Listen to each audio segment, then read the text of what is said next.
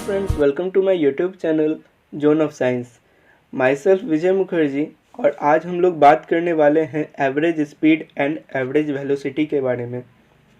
हम लोग अपने प्रीवियस लेक्चर में uniform and non uniform motion के बारे में पढ़ चुके हैं और वहाँ पे हम लोग ने क्या पढ़ा, जो यूनिफॉर्म मोशन होता है उसमें जो ऑब्जेक्ट होता है वो equal distance in a equal interval of time में कवर करता है। एंड नॉन यूनिफॉर्म मोशन क्या होता है कि जब unequal distance equal interval of time में ऑब्जेक्ट कवर करता है उसे हम नॉन यूनिफॉर्म मोशन कहते हैं। तो यूनिफॉर्म मोशन में स्पीड जो है वो कांस्टेंट रहता है, एक समान रहता है, वो वैरी नहीं करता। वो हर एक पॉइंट में अगर 2 मीटर पर सेकेंड के स्पीड से जो ऑब्जेक्ट ट्रैवल कर रहा है, अगर वो यूनिफॉर्म मोशन में है तो वो 2 मीटर पर सेकेंड को ही पूरे जर्नी में मेंटेन करेगा, वो 2 मीटर पर सेकेंड में ही ट्रैवल करेगा। तो हम उस पूरे पाथ का एवरेज स्पीड, ओवरऑल जो स्पीड होता है उसको 2 मीटर पर सेकेंड ही मान के चलते हैं, क्योंकि जब स्पीड सेम है तो उसमें एवरेज स्पीड निकालना नहीं है।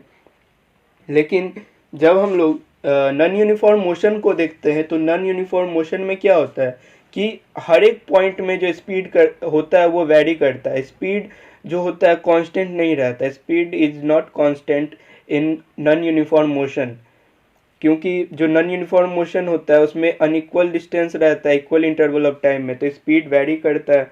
तो वहाँ पे हम लोग जब ओवरऑल स्पीड को निकालते हैं तो कैसे निकालते हैं, वहाँ पे हम लोग ओवरऑल स्पीड को एवरेज स्पीड या एवरेज वेलोसिटी के थ्रू हम उस चीज़ को निकालते हैं। तो हमें एवरेज स्पीड और एवरेज वेलोसिटी की ज़रूरत क्यों पड़ी, समझ में आ गई, ताकि हम लोग नॉन यूनिफॉर्म मोशन में जो पाथ जितना ट्रैवल वो कर रहा है तो उसका एक ओवरऑल स्पीड को निकाल सकें। क्लियर है बात। तो एवरेज स्पीड क्या होता है? Average speed it is the total distance travelled divided by the total time to cover that distance. मतलब जितना भी डिस्टेंस वो ऑब्जेक्ट, कोई एक ऑब्जेक्ट अगर ए है तो ए ऑब्जेक्ट जितना भी डिस्टेंस कवर किया है डिवाइड किससे करेंगे, जितना टाइम उसको लगा वो पूरे डिस्टेंस को कवर करने में, तब हम लोग को क्या मिलेगा, तब हम लोग को एवरेज स्पीड मिलेगा। तो एवरेज स्पीड का फॉर्मूला होता है total distance covered by total time taken. जैसे यहाँ पे एग्जांपल के थ्रू समझिए, इजीली समझ जाओगे। अगर ये पॉइंट ए पे कोई एक ऑब्जेक्ट ओ है, कोई एक ऑब्जेक्ट ओ है, ए से बी की डिस्टेंस 5 मीटर है एंड बी से सी की डिस्टेंस कितनी है, बी से सी की डिस्टेंस 10 मीटर है एंड सी से डी की डिस्टेंस 20 मीटर है। तो समझ गए। और ए से बी इसको ट्रैवल करने में अगर 5 सेकेंड का वक्त लगता है, बी से सी भी 5 सेकेंड का वक्त लगता है एंड सी से डी भी अगर 5 सेकेंड का टाइम लगता है इसको ट्रैवल करने में, तो हम स्पीड निकालेंगे तो इसका स्पीड कांस्टेंट नहीं आएगा, वेरी करेगा। हर एक पॉइंट में ए से बी में अगर 1 मीटर पर सेकेंड आ रहा है, बी से सी में 2 मीटर पर सेकेंड आ रहा है एंड सी से डी में 4 मीटर पर सेकेंड आ रहा है। इस समय हमें एवरेज स्पीड निकालना है। तो एवरेज स्पीड का फॉर्मूला क्या बताए थे कि total distance covered by total time taken. Total distance क्या है, ए बी का डिस्टेंस, बी सी का डिस्टेंस एंड सी डी का डिस्टेंस बाय जितना भी टाइम लगा है ए से बी को कवर करने में, बी से सी को एंड सी से डी को, तब उस सबको जोड़ के डिवाइड करना है, तब हमें मिल जाएगा हमारा एवरेज स्पीड।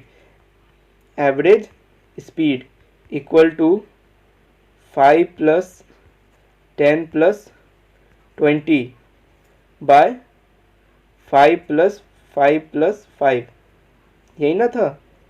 अब इसको आप ऐड कर दीजिए तो आपको आ जाएगा 35 बाय 15 और इसको आप डेसिमल में चेंज कर लीजिएगा तो यही आपका आ जाएगा एवरेज स्पीड, जो डेसिमल में आएगा।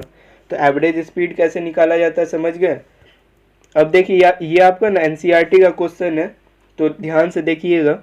एनसीईआरटी का क्वेश्चन है तो ऑब्वियस सी बात है कि ये इम्पोर्टेंट है आपके लिए, एग्ज़ाम के बेसिस पे भी देखिएगा तो ये आपके लिए इम्पोर्टेंट है। तो इसमें एवरेज स्पीड निकालना है एक ऑब्जेक्ट का। अगर इसमें क्वेश्चन देखिए क्या है, an object travel 16 metre in 4 second and then another 16 metre in 2 second, what is the average speed of the object. अगर कोई ऑब्जेक्ट 16 मीटर 4 सेकेंड में ट्रैवल करता है, देन अनदर 16 मीटर अगर 2 सेकेंड में ट्रैवल करता है तो उसका एवरेज स्पीड क्या है। पहले तो इसमें देखिए डिस्टेंस कितना क्या क्या दिया हुआ है, 16 मीटर एंड 16 मीटर। तो इसमें कितने पॉइंट है, A B and B C. A B का 16 मीटर एंड बी सी का 16 मीटर। तो अगर हम लोग ऐसे रफ में अगर हम लोग डायग्राम बनाए तो इसका कैसे बनेगा, मान लीजिए यहाँ पे ए है, ये बी है, ये सी है।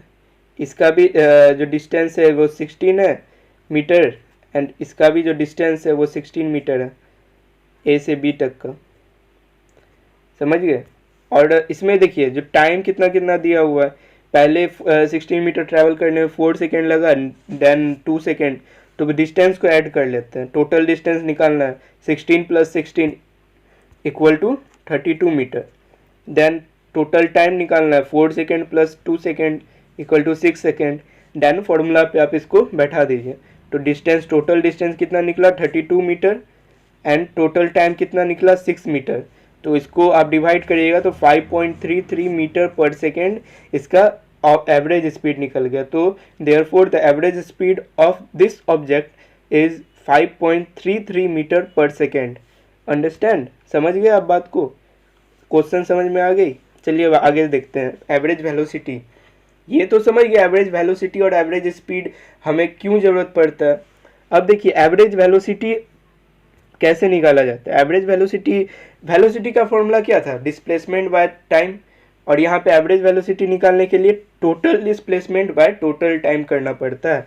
It is the total displacement travelled divided by the total time covered that distance in a given direction. जो एवरेज वेलोसिटी होता है उसमें टोटल डिस्प्लेसमेंट को हमें टोटल टाइम, जितना भी टाइम टेक करता है उस पाथ को कवर करने में कोई ऑब्जेक्ट, तो हम उसको डिवाइड कर देते हैं। एवरेज स्पीड में क्या था, हमें टोटल डिस्टेंस को डिवाइड करना था टोटल टाइम से, एंड एवरेज वेलोसिटी में टोटल डिस्प्लेसमेंट को डिवाइड करना है टोटल टाइम से। तो समझ गए। अगर इसमें देखिए ये एनसीईआरटी का पॉइंट है, इसको एक बार अच्छे से नोट कर लीजिए कहीं पे। If the velocity is changing but at uniform rate, then the average velocity will be arithmetic mean of initial and final velocity. अगर वेलोसिटी चेंज हो रही है बट यूनिफॉर्म रेट में, एक समान रेट में वो चेंज हो रही है, तो एवरेज वेलोसिटी को कैसे निकाला जाएगा। एवरेज वेलोसिटी को ऐसे निकाला जाता है, एवरेज वेलोसिटी = अरिथमेटिक मीन, ये arithmetic mean of initial velocity plus final velocity bye 2। ये 2 कहाँ से आया, क्योंकि वेलोसिटी तो 2 है ना, initial velocity and final velocity, इसीलिए 2 आया। तो जब एवरेज वेलोसिटी, जब वेलोसिटी चेंज करेगी बट यूनिफॉर्म रेट में चेंज करेगी, तब हम लोग एवरेज वेलोसिटी को कैसे निकालेंगे। एवरेज वेलोसिटी को हम लोग ये फॉर्मूला के थ्रू निकालेंगे, average velocity = initial velocity plus final velocity divided by 2। समझ में आ रही है बात। अब ये देखिए एनसीईआरटी का ये आपका क्वेश्चन है, इसमें क्या बोल रहा है, Usha swim in a 90 metre long pool, she cover 180 metre in 1 minute by swimming from one end to another and back along the same straight path. Find the average speed and average velocity of Usha. इसमें क्या बोला, average speed and average velocity दोनों निकालना है। तो 90 metre long pool है, तो pool का आपका डिस्टेंस दिया हुआ 90 मीटर एंड उषा 90 मीटर गई भी एंड वापस रिटर्न भी 90 मीटर आई, तो 90 कितना हो गया, देखिए यहाँ पे 90 टोटल डिस्टेंस कितना हो गया, 90 मीटर गई एंड 90 मीटर आई, तो टोटल डिस्टेंस 180 मीटर यहीं पे दिया हुआ है 1 मिनट में। तो 1 मिनट में वो उसने टोटल डिस्टेंस कितना कवर किया 180। और एक बार देखिए 90 मीटर जिस पॉइंट से वो चली एंड रिटर्न तो उसी पॉइंट में आ गई, तो उसका डिस्प्लेसमेंट क्या होगा। जहाँ डिस्प्लेसमेंट में आपको पढ़ाए थे ना कि अगर स्टार्टिंग पॉइंट से चले एंड स्टार्टिंग पॉइंट में आ गए तो डिस्प्लेसमेंट 0 हो जाता है, तो डिस्प्लेसमेंट 0 हो जाएगा। यहाँ पे एवरेज स्पीड का आप फॉर्मूला लगा दीजिए, total distance covered by total time taken. अब टोटल डिस्टेंस 180 मीटर था बाय 1 मिनट, मिनट को क्या हमें सेकंड में चेंज करना पड़ेगा, 1 मिनट में 60 सेकंड होता है, तो 180 बाय 60, 180 बाय 60 को हम डिवाइड कर लेंगे तो 3 metre per second is the average speed of Usha and average velocity कैसे निकालेंगे, displacement by total time taken करेंगे। डिस्प्लेसमेंट क्या निकला था 0 metre, time total time taken 60 second, तो 0 से अगर 60 को डिवाइड करेंगे तो 0 ही आ जाएगा। तो समझ गए कैसे निकला। तो the average speed of Usha is 3 metre per second and average velocity of Usha is 0 metre per second, क्योंकि उषा ने जहाँ से स्टार्ट किया था इनिशियल पॉइंट से वहीं पे वो रिटर्न आ गए, तो डिस्प्लेसमेंट 0 हो गया। जब डिस्प्लेसमेंट 0 होता है तो वेलोसिटी भी 0 हो जाती है। तो आज का क्लास यहीं तक था। उम्मीद करते हैं आपको average speed and average velocity समझ में आ गई हो। अब अगले लेक्चर में आपसे मुलाकात होती है। जो नोट्स है मैं आपको अभी क्लियर कर दूं, जो नोट्स है वो मैं लास्ट लेक्चर में दूंगा, तो आप वरी ना करें नोट्स के लिए। और जितना भी आपको ये 2 क्वेश्चन मैंने बताया है, इस वीडियो को आप बैकवर्ड में जाके वो 2 क्वेश्चन को लिख लें एंड उसी को प्रैक्टिस करें घर पे। थैंक यू, मिलते हैं नेक्स्ट वीडियो में।